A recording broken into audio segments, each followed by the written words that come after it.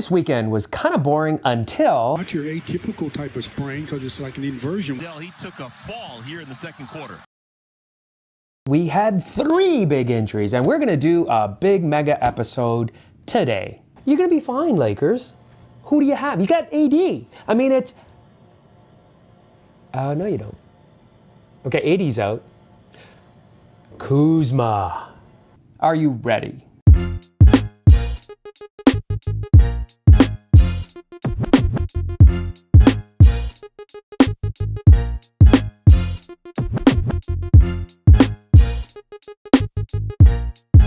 So we're going to start with the biggest superstar, LeBron James. LeBron James. Now, everyone heard about LeBron James, right? You did. There's no camera there. 3 injuries. No, LeBron had 1. What happened? Okay, you saw the video. He's coming in, trying to catch a loose ball, and then, boom, somebody, who shall remain nameless, lands on his ankle, and what happens in that ankle? So this is my new catwalk, right? So he's running, he's trying to catch the loose ball. What happens with the loose ball? Boom, you get this planted, okay? So this is kind of sort of planted, and his overall momentum is going like this, and he wants to catch a loose ball, and he wants to take off. But he gets torqued like this. So what happens in this case, you get a load where this foot is everted out, this ankle, and I can't break this. There we go. So what happens is this foot goes down and that happens, okay? Now what happens in that case? So you get this everting out.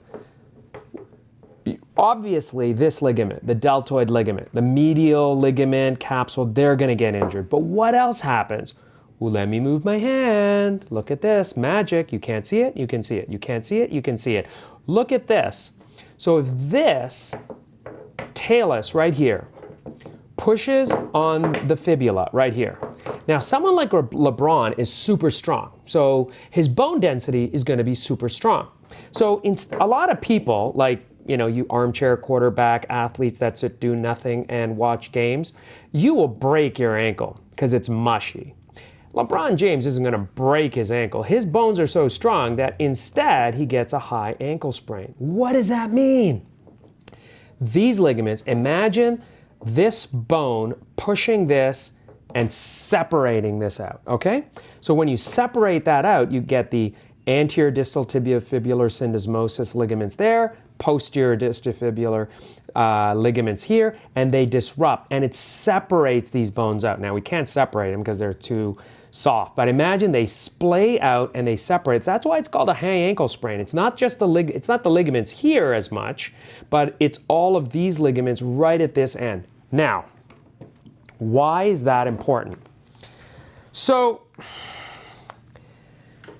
a regular ankle sprain, if you were to look at, you've got some ligaments, you got the stability, you got the mortise intact. In this particular case, what is the mortise? The mortise is the alignment of this contour to the talus, okay? The talar bone and the tibiofibular articulation creates a mortise. The mortise is your stability. That is what's key, okay? And so what happens in this case is if this fibula is splayed out, you lose the lateral buttress of your mortise. That's important. It's kind of like one pillar of your entire ankle is gone. Your house is going to fall apart. LeBron, I'm sorry, but your syndesmosis, your lateral malleolus went out. And what that means is that those ligaments are gone. And, we can always hope for the best, but as far as we're aware, from what's out there in the published media, he had a high ankle sprain, and that's what that means, is a high ankle sprain. And that means you get splaying and separation of the tibiofibular articulation, and that puts you at risk for... Anyone? Why am I looking there? There's no camera there. You're at risk for instability because you then have a sloshy ankle that runs into problems. So what do you have to do? That's simple. you may or may not repair the deltoid ligament. It could heal. But deltoid ligaments can often flip and invert inside the joint and not heal. And with the syndesmosis, you have to repair it. There's not really a lot of choice. But you can't just repair the ligaments. They just rip apart, and just repairing them doesn't work. Reconstruction, well, that's not as common. What we do these days is we not only repair the ligament, we actually stabilize the tibiofibular syndesmosis while the ligaments are healing. Now, why are these fingers pointed this way? Because that's actually what we do. We drill a hole across the two bones from the fibula across we try and avoid the articulation, but some recent biomechanical cadaveric studies and data show that it may not matter as much being in the articulation, but I tend to avoid the articulation, and you put a drill hole directly from the fibula across the tibia, and you'll do it at about a 30-degree angle, because look at this. If I were to drill straight across, you may fall out the back. If I go from this angle down, it'll go right across. So relative to the fibular plane, you're actually drilling up a little bit, and then you get into the tibia. Dr. Akumu, stay away. Look at this. He just walks in on my videos all the time. Is that a paleo diet? Exactly. What do surgeons eat? This is a calorie-controlled meal. I'm trying to lose this gut. This is a wife-controlled meal. Exactly. This is not an ad for trifecta, but it could be. All right, good. Sorry.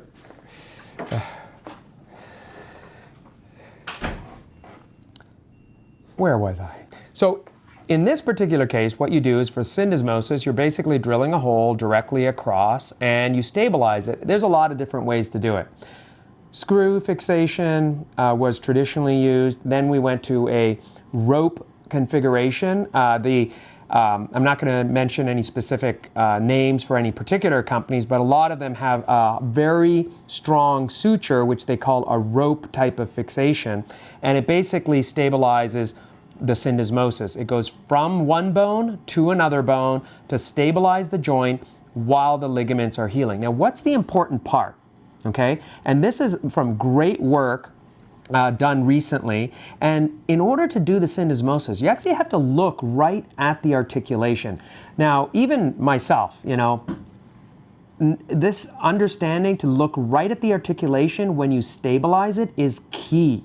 If you don't do that, and I'm sure the surgeons that are taking care of LeBron know this, you have to visually look at that articulation, make sure it lines up, get an x-ray if you need, because even x-ray is not perfect. It can look great on an x-ray and it'll look terrible on an MRI or CT post-op. So you got to look at that articulation, that little triangle, and then you stabilize it with a tight rope or 2-screw or 1-screw configuration. Now, in some cases, if it is associated with a plate, like with a fracture, then you'll put a plate and then one of the screws or the rope can actually go through. So that syndesmosis repair is key. Whether he or not he had any other injury here. The other thing with a high ankle sprain is if it goes up here, it could travel all the way up to the knee. Now, there's no mention of his knee, and there's some spattering of reports about a possible knee injury or MCL, but as far as I'm aware, there haven't been any comments, reports about his knee itself. He went into the load in the ankle went out, he held his ankle, and that's what's sore. Now, it could be there's other associated injuries because you saw him land, he rotated his knee. In fact, he could have strained his MCL, ACL, just that pivoting position.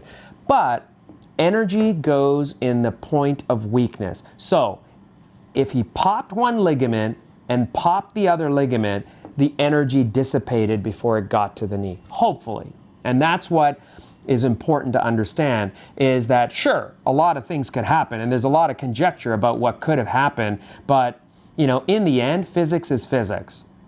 Physics, it's high school, Well, now it's elementary school. So anyway, syndesmosis injury, high ankle sprain. Is there any general timetable? Sure. So there's always general timetables, but then there's superstar timetables. There's LeBron timetables. So I would take a superstar athlete and then I would put LeBron in his whole other category. You know, you got LeBron, you got Tom Brady. Sure, I'll throw Tom Brady in the bus. Why not? You know, I threw him under the bus the last time. Why not throw him in the bus this time? Sure, those are superstar athletes. You know, Kevin Durant, Steph Curry. Those are all like the LeBron level. I mean, LeBron, Jordans, all of those guys, right? So anyway, so typically 6 to 8 weeks. And that's just the biology of the healing. You have an inflammatory cascade, then you have a healing cascade, and then you have the collagens that are initially wavy, and then the collagens create some linear formations, and then that's when you want to start allowing some motion and tension to try and stress them back just based on Wolff's Law and the natural physics of the body. It's all biophysics, people. If you know biophysics, you know everything that I know about the human body and kinematics. Very simple. Well, you might want to talk to your biophysics instructor about that. It's not that simple. There's a lot going on, but it's distilled and simplified into that sort of description. So, 6 to 8 weeks minimum for the ligaments to really start healing before he can start stressing the ankle. That could be longer, that could be less, okay? Now, with a deltoid and the syndesmosis, he's probably going to be on touch to partial weight bearing. Everyone has different rationale behind it in terms of whether they'll let him walk in a boot, a stabilized boot, or not. I, with a syndesmosis, don't allow patients to walk on it because even though 80% of the load is going from the talus to the tibia, even while weight bearing, there's forces acting on the fibula. So I would place the patient on, non-weight bearing on that ankle. Because even non-weight bearing, just lifting the leg, you're getting like, at least 1 or 2 forces, body weight forces through that ankle. So that would be a minimum for healing. And then you're talking about rehabilitation. And we've talked about this before. Proprioception, proprioception, proprioception. Kinematic balance, kinematic balance, kinematic balance. Strength, speed, agility, endurance. In that order. And what's the fifth? The fifth is probably in about several months, he's going to feel like his ankle is back to what it used to be. It takes time for you to get that confidence. That fifth one is that mental confidence. So that's okay, And write that down. That was well described. Why, thank you. Acting. So anyway. So you think he'll be back by June for the playoffs? Let me count this out. April, May. When's the playoffs start? June-ish. Ooh. This is the thing about athletes. You've got the athlete demand, you've got the coach demand, you've got the trainer demand, you've got the family demand, and you've got the team demand, and then you've got the fans. So I would not want to be in LeBron's shoes because he's looking at his love of sport and love of the game. And when you love the game so much and you love the fans and you want to perform and you've got basically about 2 months to the playoffs, you have to decide. It's going to be a tough call. And if he goes back, he's going to be wearing some sort of ankle brace, ankle strap of some sort, and depending on what the regulations in the NBA allow on-game play. But I would have him sit him out for a short period of time and see how far they get before I put him back in. But that's the toughest call right now. Do I have a wrist model somewhere, right?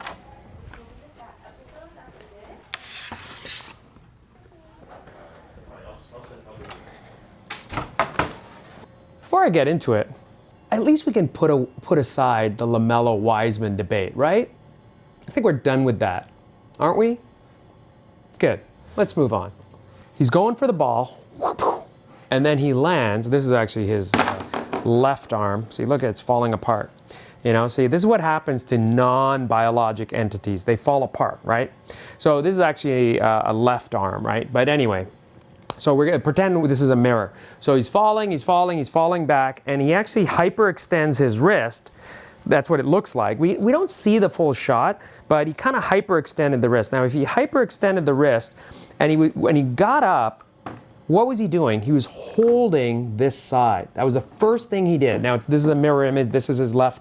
This is a left wrist. So he's holding this side when he got up. You all saw that. Well, he took a fall here in the second quarter. Right there, you see guys always trying to break their fall with their hands and the wrists. And that floor does not give. So what is in the wrist there? And there's an articulation. Let's just take everything off. All right. So let's look at this. So there's you have the radius over here under these muscles. You have the ulna over here under all of this. I mean, it's exposed there. The extensor tendons are gone. And then this is the palmar surface, okay? And you've got nerves here. So we can talk about them later, nice yellow nerves. But anyway, so in any case, you have the distal ulna, which is the smaller bone here at the wrist. It's a bigger bone at the elbow. The radius, which is a bigger bone at the wrist, smaller bone at the elbow. And the radio articulation, the distal radio-ulnar joint, DRUJ. You can put a little DRUJ on the top, distal radio-ulnar joint. I'm talking to my media guy, not the fan. This, like, I'm telling him what to do, but he's just recording me right now. I can't get good help these days. Anyway, so distal ulnar radial joint. So what can happen in that case? Now, when you land and you hyperextend the wrist, a lot of things could happen. You could put impact on your radius. You could impact your ulna. You could impact the joint. You could do a lot of other things. Soft tissue, yeah, you could have injured. You could have injured the radiocarpal ligaments, capsule, scapholunate ligament, which are the intercarpal bones, lots of different things. So could he have injured the scaphoid? Could he have injured the ulna? Could he have injured the radius? Could he have injured the distal radial ulnar joint? And then what else? Come on, you know this, you med students, you residents out there. What do you got? TFCC, yes. So he could have had a triangular fibrocartilage complex tear. So that is a little disc like a meniscus sitting at the end of the distal ulna that forms a ligamentous capsule to the distal radius. And then you have the distal radial articulation. Cartilage on top. On top of the cartilage, you have the carpal bones, scapholunate, which is the most important of the carpal bones. And that could have injured. You could have had scaphoid fracture, lunate fracture, die punch injury in the radius, could have fractured the radial styloid, could have injured the distal ulna and fractured the distal ulna. Now, we talked about superstar athletes having really strong bones, but they can break. And then you can have super strong athletes with strong bones that can tear ligaments. In this case, it could have been one or the other or both. A lot of things could happen in that particular case. Why are my hands moving so much? So, the distal radial ulnar joint, distal ulna, they say there was a fracture. Don't you love the media when all they say is there's a fracture in the wrist? Like, do you know how many bones in the wrist there are? Come on. Give me something. We're just salivating for information. Give me something. So in any case, could be a number of bones, could be a number of ligaments, and we don't know, but at least we know that the Golden State Warriors made the right call. Our guy stays healthy. We're still shooting?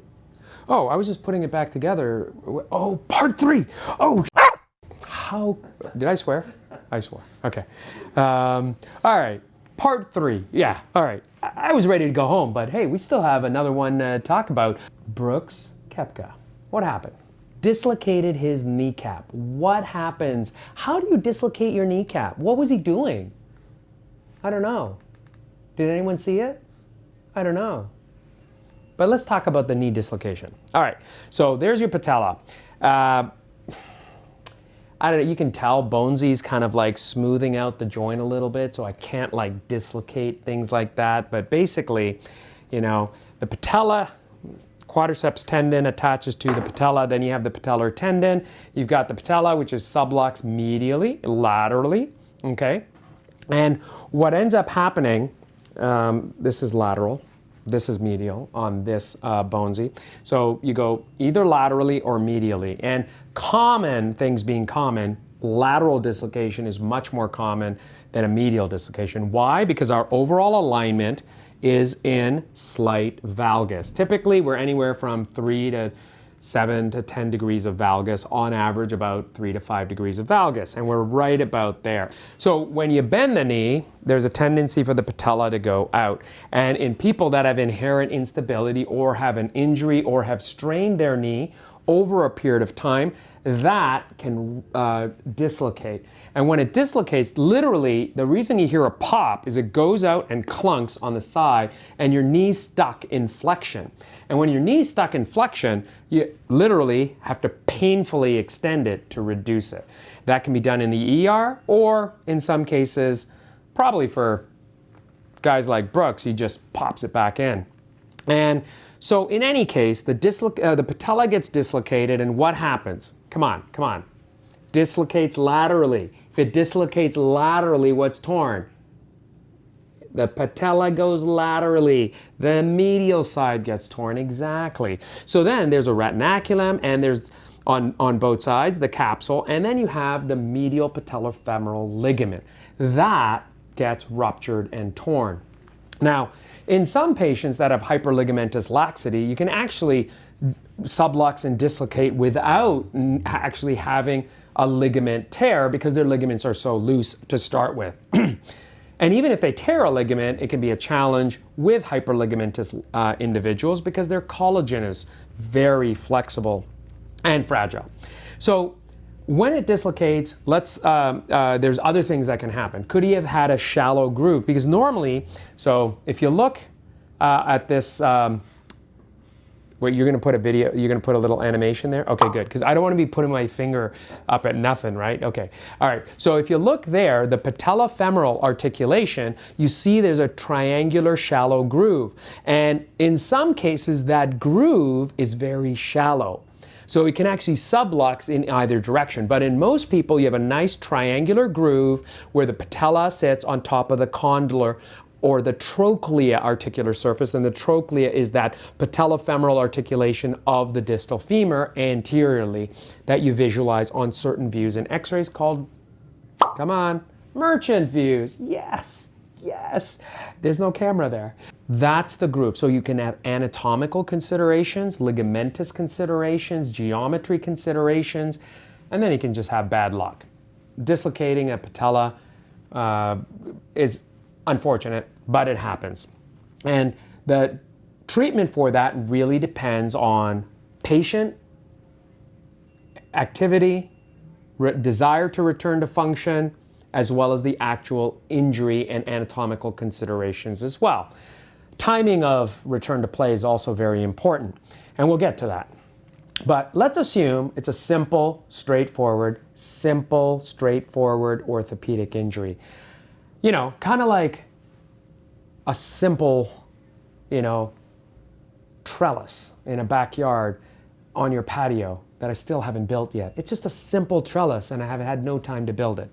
Well, this is a simple patellofemoral injury. It's just mechanics, right? So basically you rupture the ligament, and let's assume that's all he did, because sometimes with that ligament you can take a fleck of bone or a piece of cartilage or even fracture the articulation. It could be on the condyle, it could be on the patella, often on the patella, and it could involve the cartilage. And what happens as well is you get an impaction bone bruise. Yeah, that didn't hurt, don't worry. I'm fine.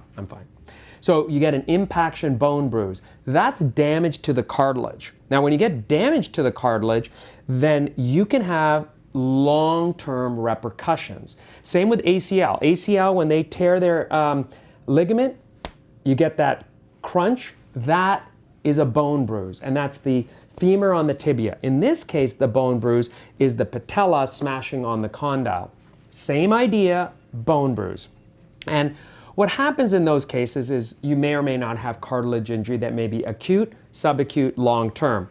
And the important thing immediately is restoring the articulation. So getting an immediate close reduction meaning you just do it without opening the skin, you don't do surgery, and you just reduce it, which may require conscious sedation, which is putting someone to semi-sleep in the emergency department, versus complete general sedation, which is and general anesthesia, where they're actually given full drugs with an intubation tube and put under completely. Typically for a closed reduction, you just need conscious sedation, reduce it, put them in a splint, and then you get the MRI, X-rays, and find out what's actually going on. We don't know the details of his surgery itself, but this is a pretty significant injury because what do golfers do? They walk and they hit balls. And when you hit balls, what are you doing to your knee? So let's pretend this is the best golfing posture and swing you've ever seen, right? So you position yourself, you got your knees flexed, you're moving around, you got your golf club, and a good posture? Good dancing. So, okay, we're landing, we're dancing, we're moving our hips, getting everything loose, we're positioning ourselves, and then you can be like this, or you can be like this, whatever. I've got the perfect swing, so don't worry about that. And you're swinging. Now, what happens in this knee? Now, it's his right knee, okay? So he's like this, right? So it's his right knee. So this is planted. They're both planted. And then you might have a little bit of this. Now, good golfers probably do more hip rotation. But what are you doing when you do that? Like, look at this knee when it does that. Like, if I were to really force that, which you probably wouldn't do, you know, because it's all supposed to be in the hip, right? You use hip and spine, and you're bringing it all back, and then you swing.